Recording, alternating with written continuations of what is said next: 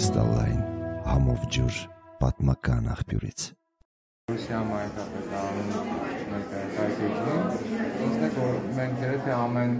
3-4 ամիսի մեկ նման միջոցառումներ ունենում ենք, այսինքն մի քանի փողոցների ավարտում։ Եթե սենց ձևակերպեմ, վերջին մեկ տարվա ընթացքում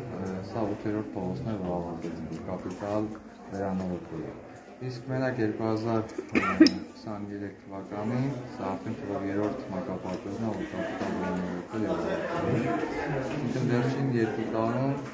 6 մակապարտեզներ են վերանորոգվել, որոնցից 3-ը ամբողջական կապիտալ։ Պարոն Արուշանյան, շարունակում են քննարկել ձեր եւ Նիկոլ Փաշինյանի այսպես հարաբերությունները, նաեւ կան քննադատություններ առայն, որ շատերը ովքեր ձեզ հետ հույսեր էին կապում, ձեր ետևից գալիս էին, այս իրավիճակից սրտնեղել են իրապես, որովհետեւ ձեզ հարցեր ունեն ու այս ամբողջ աղմուկի մեջ չեն կարողանում նաեւ ուղղել։ Քաջան ամենքի տոնին այդ բոլոր հարցերին պատասխանել եմ, չեմ կարծում, որ ես կրկնվել եմ Պարոն Արուշանյան, այդ տեսեք Արցախում էլ շատ ներդրումներ կատարվեցին, շատ շենք շինություններ, բայց երբ որ պետության ղեկավարը դա չի պահում, գտնվում է մի գող, որ դա տանում է։ Հիմա դուք այստեղ ահագին ներդրումներ եք կատարում, ո՞նց եք պահելու, երբ որ թշնամին ասում է, որ միջանցք է ուզում այստեղից։ Իմ կյանքի գնում։ Իսկ այն ինչ վերաբերում է Արցախին, իհարկե շատ մեծ ցավ կա բոլորիս մեջ, որ այս պահին մենք նույնիսկ այս մոտնոլորտում ենք, բայց մեր քույրերը եղբայրները շրջափակման մեջ են եւ չգիտեմ վաղը կամ մյուս օր ինչ է լինելու։ Արցախում կան շատ ուժեղ գեներալներ, որոնցից մի քանիսին անձամբ ճանաչում եմ, գիտեմ նրանց խիզախությունը եւ ես կարծում եմ, որ պետք է առաջի պլան գան ոչ թե մարդիկ, ովքեր այսօր քննարկում կամ քվեարկում կամ չգիտեմ ինչ են անում, այլ կան մարդիկ, ովքեր կռվի փորձ ունեն եւ կարողանան մարդկանց մոտիվացնել ճակատագիր այդպեսին է եւ պետք է ուրեմն մենք եւս մեկ անգամ պատերազմենք թեկուզ բնության օրենքն պատերազմներ միշտ եղել են կան եւ լինել են ուղղակի այս այն դեպքն է որ չի կարելի հանձնել եթե մի անգամ հանձնվենք հաջորդը կլինի Սյունիքը Երևանը եւ մնացածը մենք պետք է հասկանանք որ դա այդ դավաճանական խոսքը, որ գոյություն ունի, որ Ղարաբաղցիներ, այս ինչները, դրանք մեր քույրեր եղբայրներն են, մեր բոլորիս երակներում նույն արյունն է հոսում, եւ մենք պարտավոր ենք Արցախի համար տալ կյանք, ոչ թե դա պետք է լինի խոսքով, այլ բոլոր մարդիկ էլ կարծում եմ նորմալ է, որ ցանկանում են այս գեղեցիկ աշխարհում ապրեն, բայց եթե ճակատագրով մեզ տրված է, որ մենք պետք է կյանք տանք Արցախի համար, ուրեմն մենք պարտավոր ենք։ Միլիոնավոր հայեր հազարամյակներ շարունակ կյանք են տվել մեր լինելության համար, մեր այսօրվա լինելության համար, մեր հայ գենետիկ կոդի համար եւ մենք էլ պարտավոր ենք։ Այն ինչ վերաբերում է հայրենիքի ցանկացած քառակուսի մետրի համար, այո, բոլորս պարտավոր ենք կռվենք, որից են կրկնում եւ Արցախում այս խնդիրը պետք է լուծեն։ Հենց իրենք զարկը տան, ես կարծում եմ Հայաստանի Հանրապետությունում շատ հայրենակիցներ կան, ովքեր ամենացորդ նվիրված են գաղափարախոսությանը եւ իրենք էլ կգան եւ կմիանան այդ ամենը։ Այսինքն Արցախի հարցի շուրջ ձեր տեսակետը չեք փոխել, անհրաժեշտության դեպքում կրկին պայքարի առաջամարտիկներից եք լինելու։ Ես չեմ ուզում տենց շատ գողքով առաջամարտիկ, որպես մի հազարավոր զինվորներից մեկն էլ ես եմ լինելու, այո, առաջին այս վարքյան։ Մենք խոսացինք պլանների մասին, քաղաքի բարեկարգման, այսինքն չգիտեմ, միջև տարվա վերջ կամ մոտ կես տարվա մեջ ինչեր է Դուք ճանապարհին որտեղ ես գալիս ենք այստեղ, եթե նկատել եք երկու տեղ նույնպես լայնածավալ շինարարություն ենք կատարվում։ Դրանից բացի ունենք եւս երկու նոր թաղամաս, որ պետք է բարեկարգեն, այսինքն արդեն եղել է մրցույթը, կան կամպանիաները, որոնք մրցույթը շահել են։ Այսպես ձևակերպեմ, մենք դեռ սկզբունքն ենք որդեգրել հենց 2017 թվականից, որ գորություն ոչ մի վարկյան չպետք է շինարարություն կանեն։ Եթե դուք տեսաք այդ անձրևի տակ, որ շինարարները աշխատում են, ոչ թե այսօր տոնա քաղաքում կան մեդիադաշտի շատ մարդիկ դա դրա հետ կապվում, ցանկացած վարկյան կարող է գալ, գորություն շաբաթ կիրակի չկա։ Որտեղ շատ երկար ժամանակ են մեր որոշ մարդիկ բաց թողել ու քաղաքի իրավիճակը այնպեսին ասել, որ ուղղակի ժամանակ չունենք, պետք է շատ արագ աշխատենք եւ շատ աշխատենք, որպեսզի նախ մարդկանց աշխատատեղի խնդիր լուծենք, երկրորդ մենք հազարամյակների քաղաքակրթություն ունենք եւ նորմալ չի, որ այսօր հայը պետք է ապրի ինչ որ միայն իրավիճակում որտեղ ցեխ է։ Նույն ոնց որ այս գյուղում որ դուք եղել եք, այդ գյուղը նույնպես չպետք է մենք տարբերենք քաղաքից եւ գյուղը պետք է գյուղացու կյանքի որակը պետք է, եթե օբյեկտիվ ասեմ, պետք է կարծիքով ավելի լավ լինի, քան որ քաղաքում են մնացում, որտեղ մարդիկ սահման են պահում եւ իրանց աշխատանքը ավելի բարդ է եւ դժվար։ Հետևաբար մենք էլ պետք է առաջնային ուղղությունը միշտ վերցնենք հենց այդ գյուղը։ Պարոն Արուշանյան, դուք ձեր խոսքում նշել եք, որ 6 միլիարդի կառավարության սուբսիդավորման աշխատանքներ են կատարվել։ Կասեք հիմնականում ինչ ենթակառուցվածքներին է։ 6 միլիարդը չեմ ասել, որ մենակ կառավարություն արել, սուբսիդավորման համար։ Այո։ Հենց այս նույն աշխատանքները, որ դուք տեսաք, նույնպես սուբվենցիայով էր, այսինքն կան տարբերակներ, որ 50% համայնքն է, 50% կառավարությունը, կան կոմպոնենտները տարբեր են։ Օրինակ մանկապարտեզը կառավարությանը փոքր ավելի շատ է։ Կան տեղեր, որտեղ չկան տնտեսական մեծ ավելի տենց կոմպոնենտներ ավելի բարձր չեն, համայնքի տոկոսն ավելի բարձր, այսինքն եւ ոչ միայն կառավարության ներդրումներն են, նաեւ կան մեր բարերարների ներդրումներ, համայնքին ամենափոքրն է, թե ձևակերպեմ, տարբեր միջազգային գործընկերների հետ փորձում ենք ճիշտ կապեր պահել,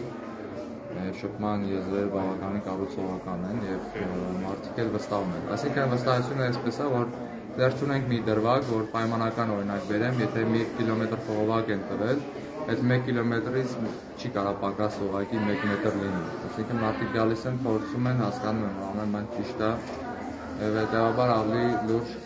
գործեր եւս նախաձեռնում են։ Պարոն Արուշանյան, մեկ հստակեցում, դուք առհասարակ ձեր դիրքորոշումները փոխել եք։ Խոսքը չի վերաբերում նրան, որ դուք Փաշինյանի ձեռքը սեղմեցիք, դիմավորեցիք եւ այլն, այլ առհասարակ ձեր դիրքորոշումներում փոփոխություն կա, թե փոփոխություն չկա։ Եթե նկատի, եթե ճիշտ Որովհետեւ ներողություն եմ խնդրում, ձեզ քննադատեց նաեւ այն կուսակցության ղեկավարը, որի մաս եք կազմել դուք, Վահե Հակոբյանի մասին է խոսքը, իրեն եթե հարկ կհամարեք, չնայած ասացիք արդեն խոսել եք, բայց եթե հարկ կհամարեք անդրադարձեք։ Տվյալ կուսակցությանը, որը դուք նշեցիք, որ ես ժամանակին եղել եմ այդ կուսակցության անդամ, այժմ ոչ մի կուսակցություն, դա ավելի քան 1 տարի է, որ ես որևէ կուսակցություն չեմ սատարում, բայց նկատի ունեմ պետք չի մարդկանց անցած ուղին շատ հակարճ ձևակերպեմ, այլ դրանով սահմանափակենք այդ թեման։ Չեմ կարծում, որ պետք է մարդկանց անցած ուղին 1 վայրկյանում ինչ-որ դնել, քննարկել, քննադատել կամ ինչ-որ քայլեր դնել։ Իմ հայացքներում ոչինչ չի փոխվել, ես Հայաստանի Հանրապետության համար պատրաստական մարդ եմ, իմ պետության կողքին կանգնած եմ, եւ ինչ վերաբերում է իշխանությունների հետ համագործակցությանը, իշխանությունների հետ նույնիսկ եթե ես եղել եմ Կալանավայրում, համայնքապետարանը համագործակցություն ունեցել է։ Դա որևիցե կապող օղակ չունի, այդ այն ինչի համար, որ ինչ քննադատում են կամ չգիտեմ, այդ խոսակցությունները ոչ տեղին են,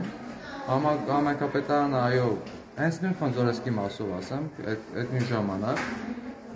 ես կառավարությանը ներկայացրել եմ վարչապետին հետ, տարածքային ծառայնախարարին հետ, որ օրինակ նույն Խնձորես գյուղը սահմանամերձ է եւ ունի ճանապարհի խնդիր։ Գործընթացները փոքր ավելի դանդաղ են եւ նրանք զանգել են, հանձնարարել են այդ իշխանով արդեն տեղեկացած է մոտ օրս այդ նախագիծը կդրվի տենդերի։ Հիմա այս դեպքում ես չեմ կարող իմ անձնական շահով կամ տեսակետով հայացնել ունեմ։ Սա ընդհանուր ես պատասխանատվություն եմ կրում, պատասխանատվություն եմ կրում 30,000 բնակչի համար, հետեւաբար չի կարող լինել, որ ասեք սուբյեկտիվ ինչ-որ անձնական դաշտի մենակ հարաբերություն ունենա, այդպիսի բան չկա։ Եվ ավելին ասեմ, այդ նույնը եթե ես տեսնայի կառավարության կողմից, որ կա սուբյեկտիվ ինչ-որ ընդգծվածություն Գորիսի կողմից, թե դոտացիան տալիս, թե սուբվենցիոն ծրագրեր հաստատել, գոնե մի հատ դրվագ փաստ չկա։ Այսինքն եթե անձնավորված չի եղել որևիցե հարց, հետեւաբար իմ կողմից նույնպես չպետք է լինի որևիցե անձնավորված գործողություն։ Դուք կիսում եք այն տեսակետը, որ Փաշինյանի մոտ ընդդիմադիր աշխատողները փորձում են մյուս համայնքապետերին բանտարկված տեսնել ու գոռալ, որ ունենք բանտարկյալ։ Ներողություն չհասկացա։ Փաշինյանի մոտ ընդդիմադիր աշխատող կուսակցությունները ուզում են, որ որոշ համայնքապետեր բանտարկվեն ու իրենք այնտեղից Երևանից ասեն, որ քաղ բանտարկյալ ունենք։ Լավն է ձևակերպում սկսից։ Դե ես չեմ ցանկանա մեկնաբանեմ այդ միֆ կեղծիկ ընդդիմադիր աշխատողներին, թող իրենք էլ պատասխանեն։ Ամեն դեպքում ցանկություն չունեմ իրենց մասին։ Եվ խնձորեսկում գործարանի վերաբերյալ, քանի աշխատատեղ է ապահովելու տարածաշրջանային նաև ինչ նշանակություն է ունենալու, որտեղ սահմանապահ համայնք է, մենք տեսանք, որ թշնամին բավականին մոտ է, թշնամու դիրքերը բավականին մոտ են, բայց մարդիկ ցանկանում են, որպեսզի համայնքը զարգանա։